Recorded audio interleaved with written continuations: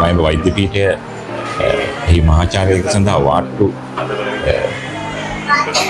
ඉදිකිරීමක් නොතිබුණ අවස්ථාවක 2023 වසරේ අගභාගයේ අපි සංවර්ධන කටයුතු කරමින් ඉන්න අවස්ථාවක අපිට විවිධ අභියෝග මැදේ මුණ ගැහුණ ඉතාම වටිනා චරිතයක්.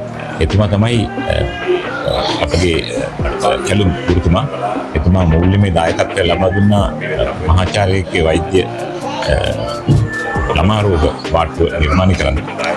විශාල මූල්‍ය දායකත්වයක් ලබා දෙමින් ඒ ඉදිකරන ලද වාට්ටුව අද වන විට මෙම ප්‍රදේශයේ දරුවන්ගේ රෝගී සත්කාරය වෙනුවෙන් පාවිච්චි වෙනවට අමතරව වෛද්‍ය පීඨයේ ළමා රෝග සම්බන්ධව ප්‍රතිකාර සඳහා එයාගේ පුහුණුව සඳහා ඉතාම ඉහළ දායකත්වයක් අද ලබා දෙනවා.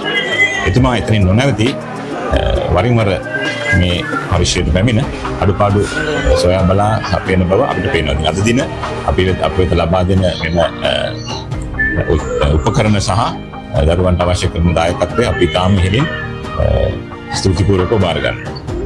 අයි මෙස්මගස්සකම